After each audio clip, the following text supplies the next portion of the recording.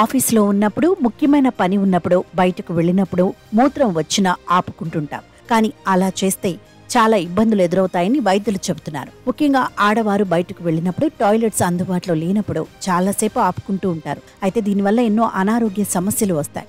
అవేంటో ఇప్పుడు చూద్దాం. నిజానికి వయసును బట్టి మూత్రాన్ని కొంతసేపటి వరకు ఆపుకోవచ్చని వైద్యులు అంటున్నారు.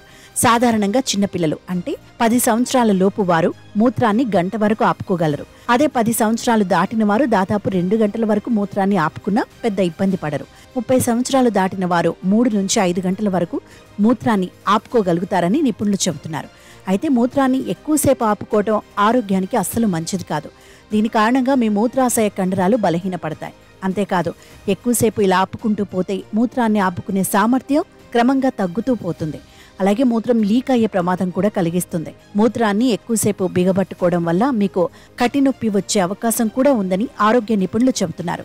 ఈ సమస్య కటి తిమ్మిరిగా కూడా మారే ప్రమాదం ఉందని నిపుణులు హెచ్చరిస్తున్నారు. దీని కారణంగా యూరినరీ ట్రాక్ట్ ఇన్ఫెక్షన్ కూడా రావచ్చని నిపుణులు చెబుతున్నారు.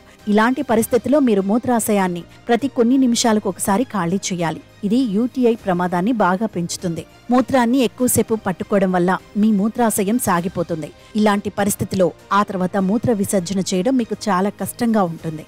దీంతో పాటు మీకు ఇంతకు ముందు ఎప్పుడైనా మూత్రపిండాల్లో రాళ్ల సమస్యలు ఉంటే మూత్రాన్ని ఎక్కువసేపు ఆపకండి. ఎందుకంటే ఇలా చేయటం వల్ల కిడ్నీలో రాళ్లు మళ్లీ ఏర్పడతాయి. అందుకే ఎక్కువ సమయం మూత్రం ఆపుకునేందుకు యత్నించకూడదని వైద్యులు చెబుతున్నారు.